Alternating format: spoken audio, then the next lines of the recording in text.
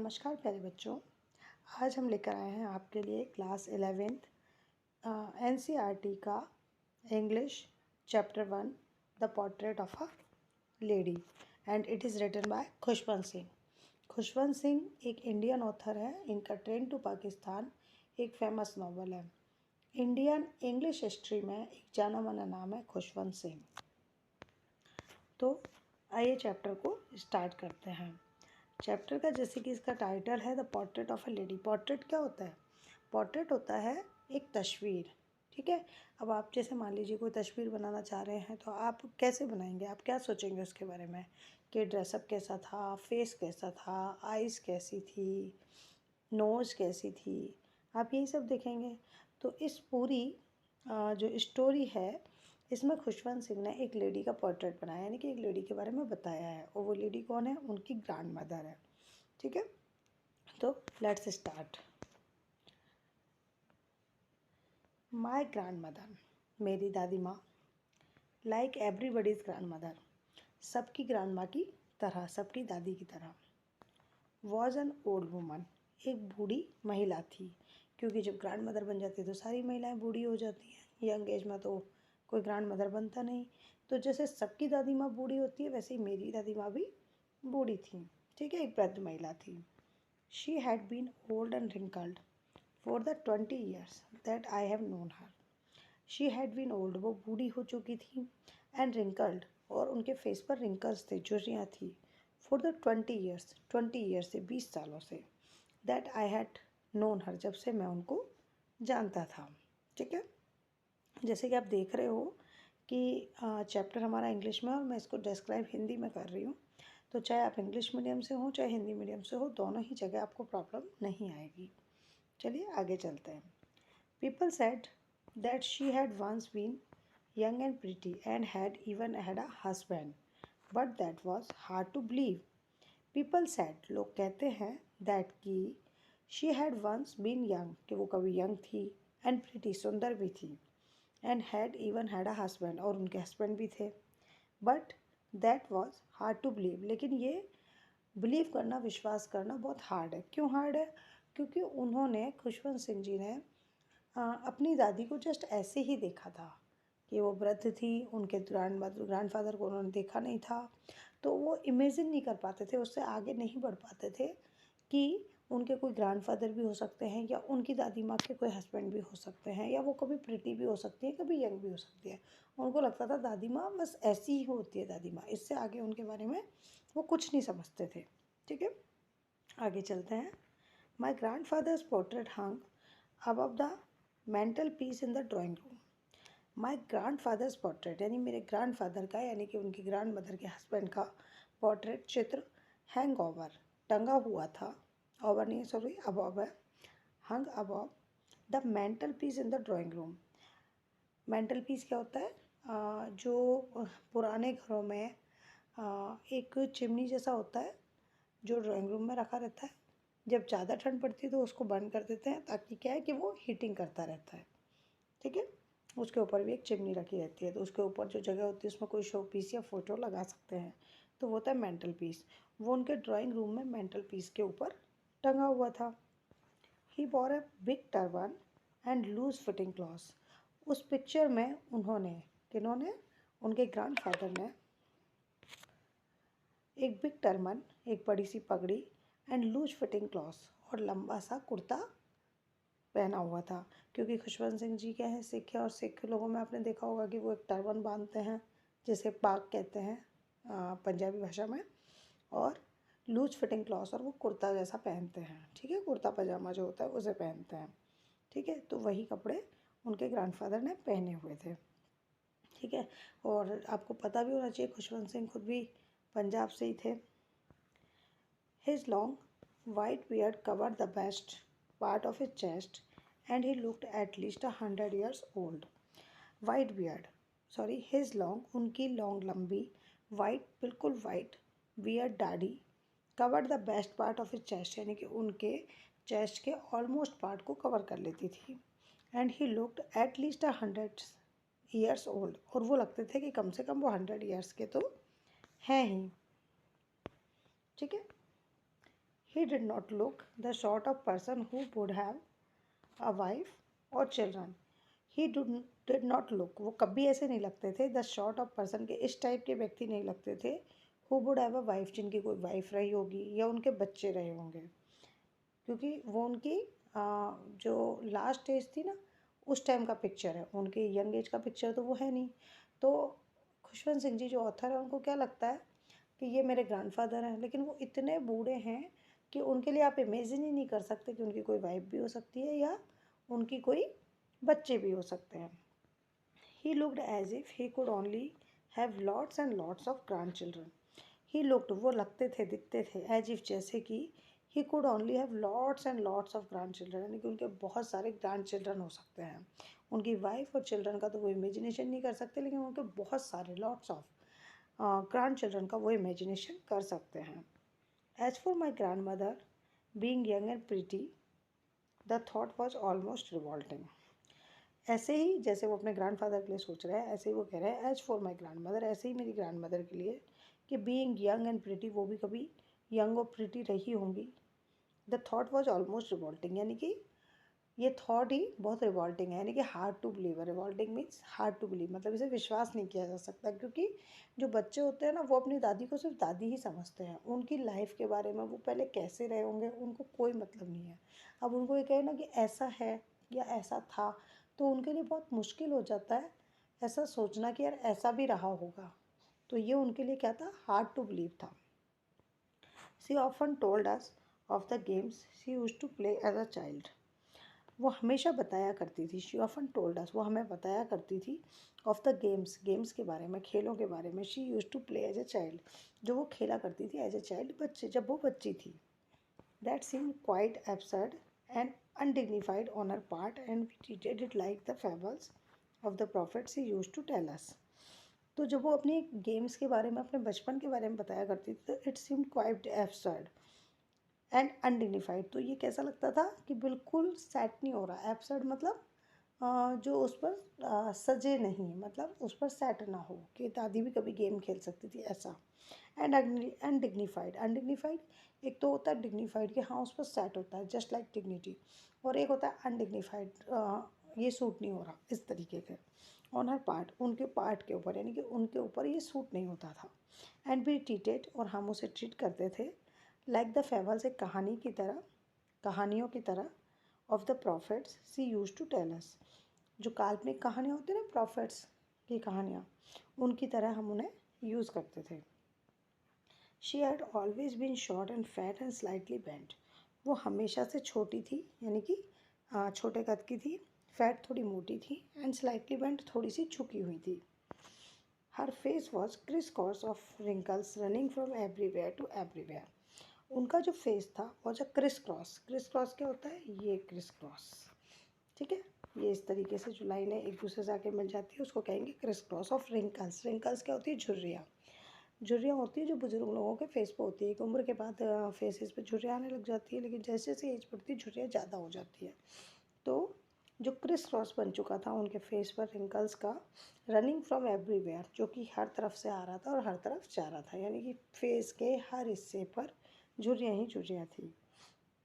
No, we were certain she had always been as we had known her. Okay, no, नहीं, we were certain, हम बिल्कुल निश्चित थे, she had always been as, वो बिल्कुल ऐसी थी जैसा कि एज वी नोन हर, जैसा कि अब हम उन्हें जानते हैं। और हम उन्हें कैसा जानते हैं, ओल्ड, वृद्ध जानते हैं। सो टेरिबली ओल्ड, इतनी बूढ़ी जानते हैं, that she could not even grown older, कि अब वो इससे ज़्यादा बूढ़ी हो ही नहीं सकती। शी सो टेरिबली ओल्ड, वो इतनी ज़्यादा बूढ़ी है, बूढ़ी थी, that she could not have grown older, कि वो अब इससे ज़्यादा बूढ़ी हो ही नहीं सकती, अब वो ज़्यादा बढ़ ही नहीं सकती है। And had stayed at the same age for 20 years, और वो रुक गई हैं, वहीं रुक गई हैं उसी एज पर 20 ईयर से, ठीक है, 20 ईयर से वो वैसी की वैसी ही हैं। She could never have been pretty, वो कभी सुंदर नहीं थी, सुंदर but she was always beautiful, लेकिन वो सुंदर थी। अब इस बात का क्या मतलब हुआ कि प्रिटी तो नहीं थी लेकिन ब्यूटीफुल थी। तो प्रिटी क्या होता है, जो फेस से सुंदर होता है, फिजिकली सुंदर होता है, वो होता है pretty. But she was always beautiful, लेकिन वो मन से सुंदर हो, वो अच्छी अच्छी बातें करती थी, वो किसी के लिए बुरा नहीं सोचती थी, अपना जो टाइम है वो अच्छे कामों में, भगवान को ध्यान करने में स्पेंड करती थी, तो इसलिए वो हमेशा से ब्यूटीफुल थी। She hovered about the house in spotlight white with one hand resting on her waist to balance her stoop and the other telling the beads of her rosary. She hobbled होता है मुश्किल से चल पाना, क्योंकि वो थोड़ी सी बैंड थी, आपने पढ़ा पहले ही, तो थोड़ी सी वो झुकी हुई थी, उसकी वजह से उनको चलने में प्रॉब्लम होती थी। तो शी हॉबल्ड, वो मुश्किल से चल पाती थी, अबाउट द हाउस, पूरे हाउस में, इन स्पॉटलाइट वाइट, यानी कि वो वाइट कलर के कपड़े पहनती थी, साड़ी पहनती थी जिस पर कोई धब्बा नहीं होता था, स्पॉटलेस होता था। With one hand resting on her waist, और अपना एक हाथ रखती थी, रेस्टिंग रखती थी हमेशा ऑन द वेस्ट, अपनी कमर पे, टू बैलेंस हर स्टूप, ताकि जो उनका जो बैंड है ना, कुबड़ जो है, उसको वो बैलेंस कर सके। And the other telling the beats of her rosary, और दूसरे हाथ में उनके क्या होती थी, बीट्स ऑफ रोजरी, रोजरी होती है माला, और माला के मोती चलते रहते थे, ठीक है, वो कुछ ना कुछ प्रेयर करती रहती थी। Her silver locks were scattered untidily over her pale puckered face and her lips constantly moved in inaudible prayer, ठीक है। हर सिल्वर लॉक्स का मतलब होता है उनकी जो वृद्ध अवस्था थी, उनमें बाल सफ़ेद हो जाते हैं, और जो सफ़ेद बाल है उनको कंपेयर किया है सिल्वर से, ठीक है। तो सिल्वर लॉक्स यानी कि उनके जो सफ़ेद रंग के बाल थे, पर स्कैटर्ड, बिखरे रहते थे, अनटाइडली, बड़े अजीब तरीके से, यानी कि बहुत ज़्यादा बिखरे रहते थे, कभी संवरते नहीं थे। ओवर हर पेल, पेल यानी कि क्योंकि वो वृद्ध थी तो एकदम चमक तो उनके फेस पर थी नहीं, ठीक है, तो उनके पेल पकड़ फेस पे, यानी कि झुर्रियों से युक्त, पेल मुरझाए हुए से चेहरे पे। And her lips constantly moved in Audible prayer, और उनके लिप्स जो थे वो कॉन्स्टेंटली लगातार मूव होते रहते थे, हिलते रहते थे, इन इनऑडिबल प्रेयर, यानी कि जो सुनाई न दे ऐसी प्रेयर में, ऑडिबल जो सुनाई दे और इनऑडिबल जो सुनाई ना दे, इस तरह की प्रेयर में। यस, शी वॉज ब्यूटीफुल, इसलिए वो ब्यूटीफुल थी। क्यों थी? क्योंकि वो चल नहीं पाती थी लेकिन फिर भी अपने सारे काम करती थी, घूमती थी, प्रेयर करती थी, ठीक है, और वो सजने संवरने में टाइम नहीं लगाती थी। क्यों? क्योंकि उनके बाल फिर बिखरे हुए क्यों रहते, अगर वो सजने संवरने में रहती, प्रिटी बनी रहती तो, लेकिन वो ब्यूटीफुल थी। She was like the winter landscape in the mountains, an expanse of pure white serenity, breathing peace and contentment. She was like the winter landscape, यानी कि वो विंटर यानी कि सर्दियों की, लैंडस्केप यानी मैदान, इन द माउंटेन्स, माउंटेन्स यानी ऊंची ऊंची पहाड़ियों के बीच में अगर कोई मैदान होता है ना, तो उससे यहाँ कंपेयर किया है। N expanse of pure white serenity, जिससे कि उनकी जो है ना, अंदर कोई इच्छा नहीं रह गई थी, तो एक एक्सपेंस था वो प्योर वाइट सेरेनिटी, यानी कि उनको पूरी संतुष्टि थी कि अब मुझे लाइफ में कुछ नहीं चाहिए, तो वो जैसी लाइफ जीती थी वो उससे खुश थी। और फिर ब्रीथिंग पीस एंड कंटेनमेंट, तो वो जितनी भी वो सांस ले रही थी ना, यानी कि तो उनको उसमें शांति थी और सांत्वना थी, संतुष्ट थी वो अपनी लाइफ से, ठीक है। तो she was like the winter landscape in the mountain, तो माउंटेन्स के बीच में एक विंटर में लैंडस्केप होता है, ये उसकी तरह है। And expense of pure white serenity, यानी कि बिल्कुल संतुष्टि की चरम अवस्था, परम अवस्था तक वो पहुंच चुकी थी। और ब्रीथिंग पीस एंड कंटेनमेंट, और वो किसकी सांस लेती थी? चैन की सांस लेती थी, ठीक है। My grand mother and I were good friends, तो मैं और मेरी ग्रैंड मदर गुड फ्रेंड्स थे। My parents left me with her when they went to live in the city and we were constantly together. मेरे parents ने left me, मुझे छोड़ दिया, विद हर, उनके साथ, when they went to live, जो वो रहने गए, इन द सिटी, शहर में, and we were constantly together, और हम दोनों साथ ही रहे। She use to backup me up in the morning, वो मुझे उठाया करती थी, यूज टू बैकअप, वो उठाया करती थी, आदतन रोज़ मुझे उठाया करती थी, इन द मॉर्निंग में, and get me ready for school, और मुझे स्कूल के लिए रेडी करती थी। She said her morning prayer in a monotonous sing-song while she washed and dressed me in the hope that I would listen and get to know it by heart. She said her morning prayer. वो अपनी morning prayer को गाती थी, बोलती थी ना, monotonous sing song, monotonous यानी boring, sing song यानी कि गाने की आवाज़ में, जैसे कि जो प्रेयर होती है, कुछ भी भजन होता है, कुछ भी होता है, उसको वो अपनी आवाज़ में गाया करती थी। ठीक है। अब जब हमें किसी चीज़ में इंटरेस्ट नहीं होता तो वो हमें बोरिंग लगती है। तो ऐसे ही जो ऑथर है उनको उसमें कोई इंटरेस्ट नहीं था। ठीक है। इसलिए वो उसको कह रहे हैं कि उनकी जो प्रेयर थी वो मोनोटोनस थी। और वो कब गाती थी? शी वॉथ, जब वो नहाती थी या मुझे नहलाती थी। एंड ड्रेस्ड मी, हाँ शी बाथ्ड एंड ड्रेस्ड मी, जब वो उन्हें नहलाती थी और उनको कपड़े पहनाती थी। इन द होप, इस उम्मीद से, दैट आई वुड लिसन, कि मैं उसे सुनूंगा। एंड गेट टू नो, और जानने की कोशिश करूँगा, इट बाय हार्ट, मेरे हार्ट से। आई लिसनड, मैंने इसको सुना, because I loved her voice, क्योंकि मुझे उनकी आवाज़ बहुत पसंद थी। But never bother to learn it, लेकिन कभी ये जानने के लिए परेशानी नहीं उठाई, मतलब कभी कोशिश नहीं की। ठीक है, कि वो क्या गाती है ये मैंने कभी सीखने की या जानने की कोशिश नहीं की। Then she would fetch my wooden slate, which she has already washed and plastered with yellow chalk, a tiny earthen ink pot and a red pen, tie them all in bundle and hand it to me. उसके बाद क्या होता था, उनको तैयार कर दिया गया। उसके बाद क्या होता था, वो लेकर आती थी, शी वुड फैच, वो लेकर आती थी माई वुडन स्लेट, मेरी लकड़ी की slate, which she has already wash, जिसको उन्होंने पहले ही साफ़ कर रखा होता था। And plastered with yellow chalk, और वो येलो चॉक से प्लास्टर्ड थी। ठीक है। अटिनी अर्दन इंक पॉट, एक छोटा सा अर्दन मिट्टी का इंक पॉट, इंक पॉट तो सब समझते ही हैं, शाही इंक का जो बर्तन होता है वो। एंड अ रेड पेन, और एक रेड पेन उनको दिया जाता था। Tie them all in a bundle, और उन सबको बंडल में बांधा जाता था। एंड हैंडेड टू मी, और मुझे दे दिया जाता था। क्योंकि आज आप लोग स्कूल जाते हो तो आपके पास बैग्स होते हैं, इतनी सारी बुक्स होती हैं, कॉपीज़ होती हैं, तरह तरह के पेन्स होते हैं। उस ज़माने में इतना सब नहीं होता था। बच्चे, जो छोटे बच्चे होते थे ना, सिर्फ स्लेट लेकर स्कूल जाया करते थे और उनको उन पर अल्फ़ाबेट्स लिखना सिखाया जाता था। ठीक है। तो और जो पेन्स हैं वो भी इस टाइप के नहीं होते थे, उनमें इंक भरनी पड़ती थी, इंक में डिप करके उनसे लिखना पड़ता था। तो ये उस टाइम की बात है। After a breakfast of a thick stale chapati with a little butter and sugar spread on it, we went to school. After breakfast, एक ब्रेकफास्ट लेते थे वो लोग, ऑफ अ थिक, एक मोटी, स्टाइल होती है बासी, एक दिन की बनी हुई बासी, जिसको आप अगले दिन खाएं, चपाती के साथ, with a butter, little butter, उस पर क्या होता था, थोड़ा बटर होता था और शुगर होता था, स्प्रेड ऑन इट, जो उस पर स्प्रेड कर दिया हो, बिखेर दिया गया हो। वी वेंट टू स्कूल, यानी कि फिर वो स्कूल चल देते थे। ये सब हैंड ओवर करने के बाद उनकी दादी उनको ब्रेकफास्ट भी कराती थी। वो ब्रेकफास्ट में क्या लेते थे, एक बटर और शुगर लगी हुई thick style chapati. She carried several style chapatis with her for the bless dogs, और वो बहुत सारी सेवरल, बहुत सारी, कई सारी स्टाइल यानी बासी चपातीज लेके आती थी उनके साथ विलेज डॉग्स के लिए, कि हमें जो रास्ते में गांव के कुत्ते मिलेंगे, डॉग्स मिलेंगे, हम ये उनको खिला देंगे। My grand mother always went to school with me because the school was attach to the temple.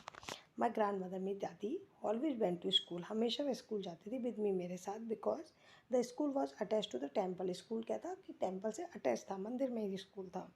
The priest taught us the alphabet and the morning prayer, और जो प्रीस्ट होते थे, पुजारी होते थे मंदिर के, वो हमें सिखाते थे अल्फ़ाबेट, शब्दों को सिखाते थे, ए आई ई सिखाते थे, एंड द मॉर्निंग प्रेयर, और भगवान का भजन करना, सुबह में कैसे भगवान को याद किया जाता है वो हमें सिखाते थे। While the children sat in rows on other side of the verandah singing the alphabet और the prayer in a coarse.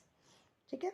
While, जब द चिल्ड्रन बैठे होते थे, सैट इन द रोज, बैठे होते थे रोज पंक्तियों में, ऑन आइदर साइड, एक साइड में, ऑफ द बरांडा, बरांडा मतलब खाली जगह में, porch type, singing the alphabet, जब वो सिंगिंग कर रहे थे अल्फ़ाबेट्स को और प्रेयर्स को, इन अ कोरस, कोरस मतलब मिलजुल कर।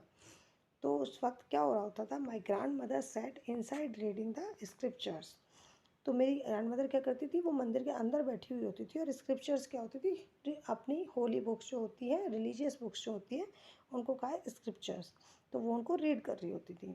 When we had both finished, जब उनकी लर्निंग ख़त्म हो जाती थी और उधर जो रिलीजियस बुक्स हैं उनकी रीडिंग फिनिश हो जाती थी, we would walk back together, हम ठीक से मतलब साथ में वापस आ जाते थे।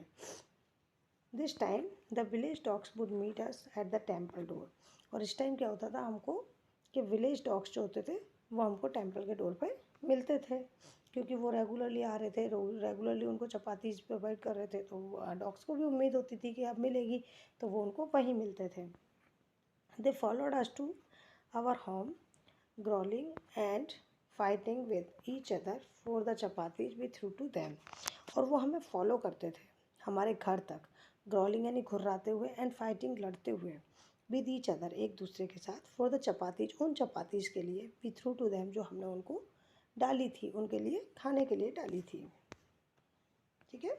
When my parents were comfortably settled in the city, जब मेरे पेरेंट्स कंफर्टेबली सेटल्ड हो गए सिटी के अंदर, दे सेंड फॉर अस, ठीक है, उन्होंने हमारे लिए भेजा, यानी कि हमें वहाँ बुलवा लिया। That was a turning point in our friendship. अब ये हमारी फ्रेंडशिप का एक टर्निंग पॉइंट था। कहाँ तो वो साथ जा रहे थे, साथ आ रहे थे, ठीक है, साथ रह रहे थे, साथ खा रहे थे, और उनकी जो ग्रैंड मदर थी जो वो सिखा रही थी उनको मॉर्निंग प्रेयर वगैरह, तो वो एक फेज़ था उनकी लाइफ का कि वो इस तरीके से लाइफ जी रहे थे। अब क्या हो रहा है कि अब वो सिटी में जा रहे हैं, तो ये क्या था उनकी लाइफ का एक, उनकी फ्रेंडशिप की लाइफ का एक टर्निंग पॉइंट था कि अब उनकी लाइफ में क्या मोड़ आता है। Although we share the same room, my grand mother no longer came to school with me. हालांकि हम दोनों एक ही रूम में रहते थे, दादी पोते दोनों एक ही रूम में रहते थे। My grand mother no longer come to school with me, लेकिन मेरी ग्रैंड मदर कभी मेरे साथ स्कूल नहीं आई। क्यों नहीं आई? I used to go to an English school in a motor bus, क्योंकि वो एक इंग्लिश मीडियम स्कूल में जाने लगे थे एक मोटर बस में। ठीक है, उनके घर पर बस आती थी उन्हें लेने, और वो बस से स्कूल जाते थे। There were no dogs in the street, वहाँ स्ट्रीट्स में डॉग्स ही नहीं थे। And she took to feeding sparrows in the country yard in our city house. तो उन्होंने क्या किया, अब डॉग्स नहीं थे तो शी टुक टू फीडिंग, उन्होंने फीडिंग करवाना शुरू किया। किनको? स्पैरोज को, चिड़ियाओं को। इन द कोर्टयार्ड, कोर्टयार्ड होता है जस्ट पोर्च टाइप, बरांडा type of our city house, हमारे सिटी हाउस के घर में। सिटी हाउस मतलब जो उनका सिटी वाला जो घर था उसके कोर्टयार्ड में उन्होंने स्पैरोज को खाना खिलाना शुरू कर दिया। As the years rolled by we saw less to of each other, जैसे जैसे साल निकले, we so less of each other, यानी कि हम एक दूसरे के लिए कम होते चले गए, हम एक दूसरे को कम देख पाते थे, बिजी होते चले गए। For sometimes he continue to back me up and get me ready for school, कुछ टाइम के लिए उन्होंने कंटिन्यू किया मुझे जगाना, मुझे स्कूल के लिए रेडी करना। When I came back she would ask me what the teacher had taught me, जब मैं वापस आता तो वो मुझसे पूछती थी कि मुझे टीचर ने क्या पढ़ाया। Then I would tell her English words and little things of Western science and learning. मैं उन्हें बताया करता था इंग्लिश वर्ड्स का बारे में, लिटिल थिंग्स थोड़ी सी और चीज़ों के बारे में, जैसे वेस्टर्न साइंस और लर्निंग के बारे में, जैसे for example the law of gravity, Archimedes principal, the world being round etcetera. तो वो किसके बारे में बताते थे कि वो वेस्टर्न साइंस पढ़ के आ रहे हैं, और उसमें उन्होंने क्या पढ़ा, the law of gravity, gravity का लॉ तो आप सबको पता ही है ना, वही। आर्किमिडीज प्रिंसिपल, आर्किमिडीज ने क्या प्रिंसिपल दिया उसके बारे में। द वर्ल्ड बीइंग राउंड, जो संसार है, पृथ्वी है, वो गोल है, उसके बारे में। तो वो जो नई नई चीज़ें थी ना जो दादी को पता ही नहीं थी, या दादी इनके बारे में बिल्कुल अननोन थी, वो चीज़ें बताया करते थे। दिस मेड हर अनहैप्पी, इन चीज़ों से वो क्या हो गई थी, अनहैप्पी हो गई थी, दुखी हो गई थी। क्यों? She could not help me with my lessons, क्योंकि अब वो उनके लेसन्स में, उनके चैप्टर्स में उनकी हेल्प नहीं कर पाती थी। ठीक है। She did not believe in the things they taught at the English school and was distressed that there was no teaching about God and the scriptures. She did not believe, वो विश्वास नहीं कर पाती थी, the things that taught at the English school, कि वो English school में उनको क्या पढ़ाया जा रहा है, एंड वॉज डिस्ट्रेस्ड, और परेशान रहती थी, that there was no teaching, कि वहाँ नहीं पढ़ाया जा रहा है अबाउट गॉड, भगवान के बारे में, और द स्क्रिप्चर्स, हमारी होली बुक्स के बारे में, रिलीजियस बुक्स के बारे में स्कूल्स में पढ़ाया ही नहीं जा रहा है। ठीक है, पता नहीं बच्चों को क्या क्या पढ़ा रहे हैं। वन डे आई अनाउंस्ड, एक दिन मैंने अनाउंस किया, बताया, that we were being given music lessons, अब हमें म्यूजिक लेसन्स भी दिए जाएंगे, इट मीन्स हमें म्यूजिक भी सिखाया जाएगा। शी वॉज वेरी डिस्टर्ब्ड, उससे वो बहुत परेशान हो गई। क्यों हो गई? To her music had lewd associations, यानी कि उनके लिए म्यूजिक क्या थी, नीचे तबके के लोगों की चीज़ थी। It was the monopoly of harlots and beggars and not made for gentle folk, और ये मोनोपोली थी, यानी केवल उन्हीं लोगों का काम था, किनका? Harlots, harlots is prostitutes and beggars, beggars भिखारी, ठीक है, not mean for gentle folk, जो अच्छे लोग होते हैं, सभ्य लोग होते हैं, ये उनका काम नहीं था, ऐसा दादी को लगता था। लगता नहीं था, उस टाइम यही सोच थी कि केवल वही लोग नाच गाना करते हैं और लोग नहीं करते हैं। She said nothing but her silence meant disapproval. उन्होंने कुछ नहीं कहा, लेकिन उनकी साइलेंस, उनकी चुप्पी थी, उन्होंने बता दिया कि वो इसे पसंद नहीं कर रही हैं। She rarely talk to me after that. उसके बाद वो मुझसे बहुत कम बात करती थी। When I went up to university, जब मैं यूनिवर्सिटी में गया, जब बच्चे बड़े हो जाते हैं, स्कूल कर लेते हैं, दैन वो कॉलेज यूनिवर्सिटी जाते हैं, तो जब खुशवंत सिंह जी जो नरेटर हैं, ऑथर हैं, वो जब यूनिवर्सिटी गए, I was given a room of my own. तो उन्हें क्या किया गया, अब दादी के रूम से उनको अपने रूम में शिफ्ट कर दिया गया, यानी कि दादी का रूम अलग हो गया और पोते का रूम अलग हो गया। The common link of friendship was snapped. अब क्या हुआ कि वो जो उनकी फ्रेंडशिप थी ना, वो उस रूम की वजह से थी कि फाइनली उनको तो उसी रूम में आना है, लेकिन अब वो जो कॉमन लिंक था, वो लिंक भी टूट गया, स्नैप्ड हो गया। My grand mother accepted her seclusion with resignation. इसका मतलब क्या होता है कि माई ग्रैंड मदर एक्सेप्टेड, मेरी ग्रैंड मदर ने इसको एक्सेप्ट किया, हर सेक्लूजन विद रेजिग्नेशन, यानी कि उनकी प्राइवेसी को, उनके अकेलेपन को, उनके एकांत को, विदाउट विद रेजिग्नेशन, यानी कि बिना किसी आपत्ति के। उन्होंने कुछ नहीं कहा, जैसा था विद साइलेंस उसको एक्सेप्ट किया। उन्होंने इस चीज़ को एक्सेप्ट किया कि अब उनके पोते को एक अलग रूम की ज़रूरत है, क्योंकि वो बड़ा हो गया है, प्लस उसको स्टडीज़ के लिए भी शायद अलग टाइम की ज़रूरत होगी। तो उन्होंने कुछ नहीं कहा और जैसा उनको हो रहा था वैसे ही उसको एक्सेप्ट किया। ठीक है। She rarely left her spinning wheel to talk to anyone. वो अब क्या करती थी, उन्होंने spinning wheels to talk to anyone, यानी कि उन्होंने क्या किया, हाँ, स्पिनिंग व्हील यानी कि चरखा चलाना शुरू कर दिया। स्पिन होता है ना धागा, बचा धागा जो बनाता है वो वाला व्हील, तो वो होता चरखा। और अब वो किसी से ज़्यादा बात नहीं करती थी, वो मुश्किल से उठती थी। Rarely left her spinning wheel, वो मुश्किल से अपने स्पिनिंग व्हील को छोड़ती थी टू टॉक टू एनीवन, कि वो किसी से बात कर ले। From sunrise to sunset she sat by her wheel spinning and reciting prayers. वो क्या करती थी, सनराइज सूरज उगने से सनसेट सूरज डूबने तक वो वहीं बैठी रहती थी अपने स्पिनिंग व्हील पर, और अपनी प्रेयर्स को रिसाइट करती रहती थी, बोलती रहती थी। ओनली इन द आफ्टरनून, केवल शाम के समय, आफ्टरनून मतलब दोपहर से शाम के बीच में, she relaxed for a while to feed the sparrows.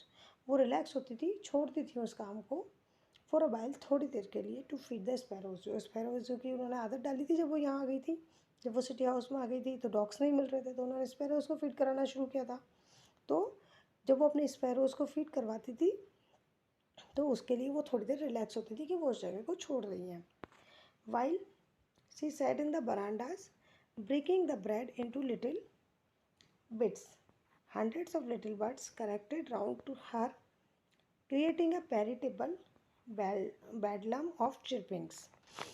Then क्या होता था कि जब वो बरांडा में, पोर्च में, कोर्टयार्ड में जब वो बैठती थी, ब्रेकिंग तोड़ती थी ब्रेड रोटी को, इनटू लिटिल बिट छोटे छोटे टुकड़ों में, हंड्रेड्स ऑफ लिटिल बर्ड्स यानी कि बहुत सारी, हंड्रेड्स ऑफ यानी बहुत सारी लिटिल बर्ड्स, छोटी छोटी चिड़ियाँ कलेक्टेड इकट्ठी हो जाती थी round her, creating a veritable bedlam of chirping, यानी कि वहाँ इकट्ठी हो जाती थी और क्रिएट करती थी एक साउंड, एक नॉइज़ क्रिएट करती थी।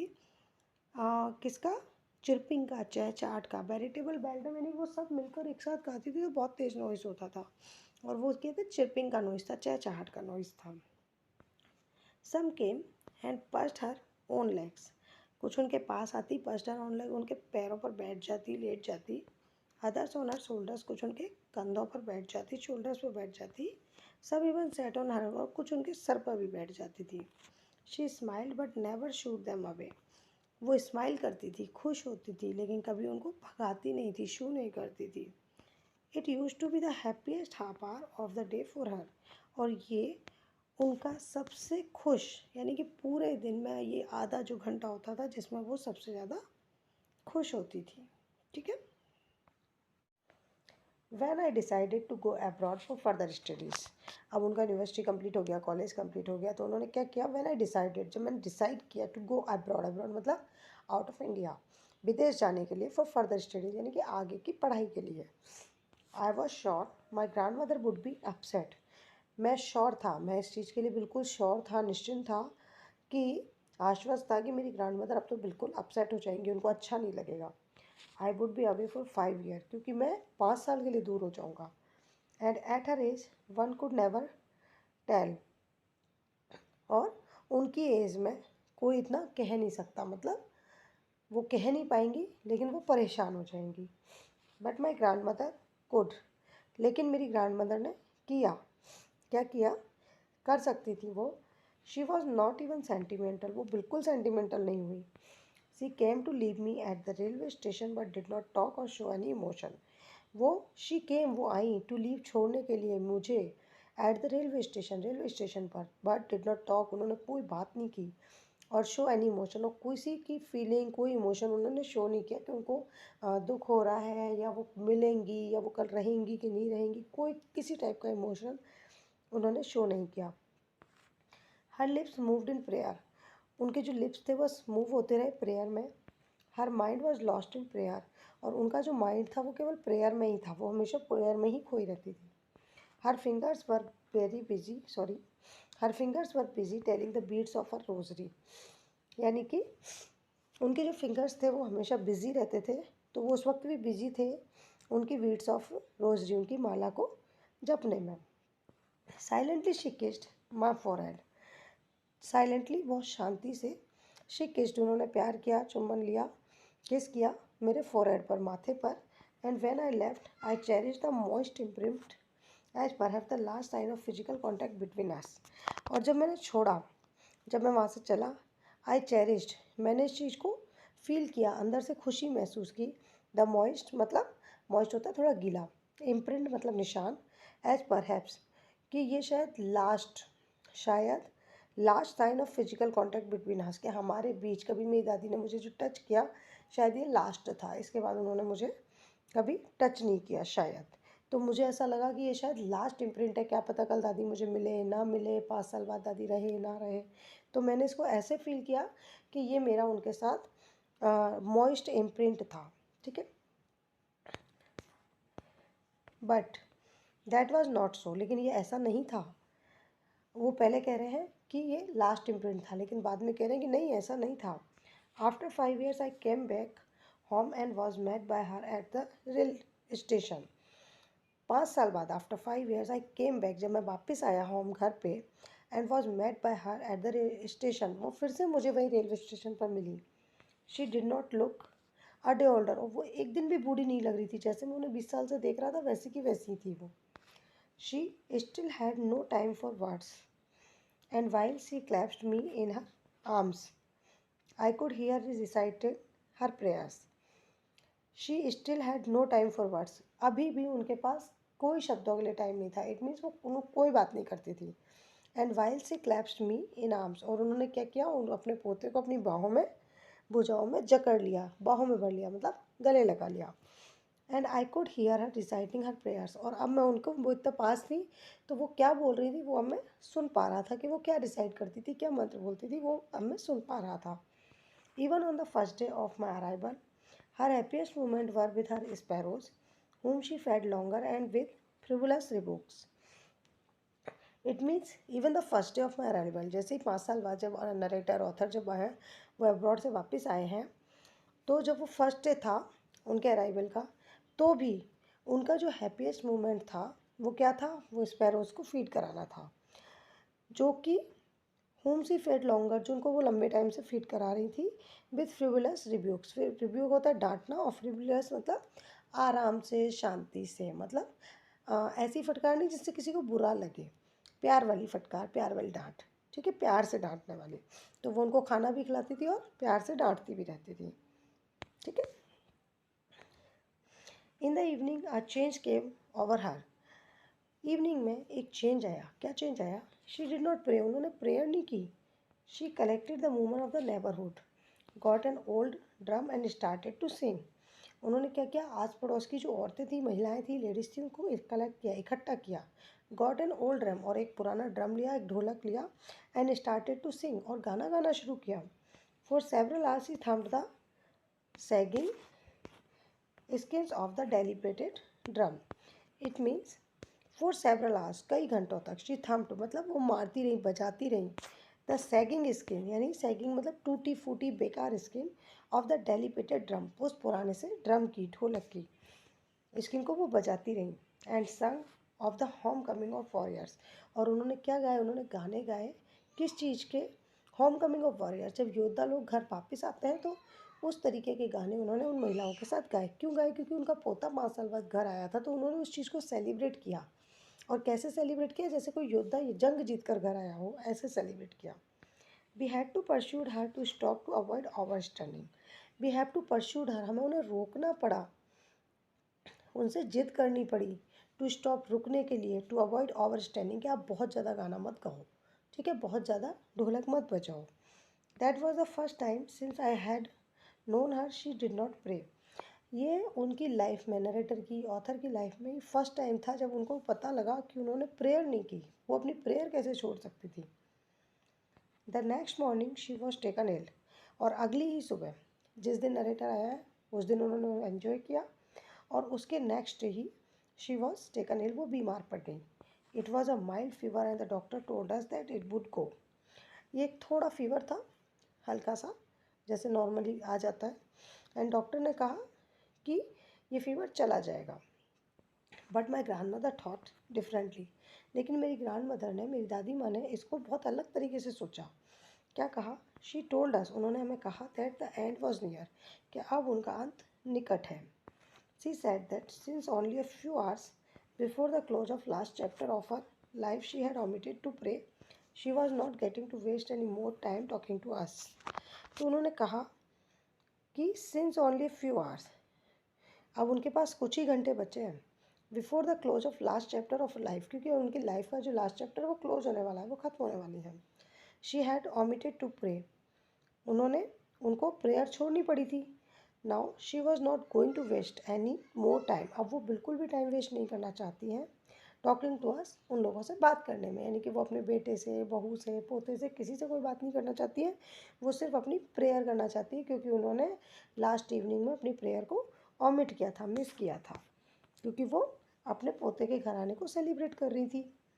वी प्रोटेस्टेड, हमने इस चीज़ का विरोध किया, हमने कहा कि नहीं नहीं ऐसा नहीं है, आप सही हो जाओगे, ठीक है, लेकिन वो नहीं मान रही थी। But she ignored our protest, उन्होंने हमारे विरोध को इग्नोर किया, उन्हें कोई फर्क नहीं पड़ रहा था आप क्या कह रहे हो। She lay peacefully in bed praying and telling her beats, वो लेटी रही पीसफुली, बहुत शांति से, इन बेड में, प्रेइंग, अपनी प्रेयर कर रही थी, एंड टेलिंग हर बीट्स, अपनी माला को घुमा रही थी, और माला जपना जिसे कहते हैं।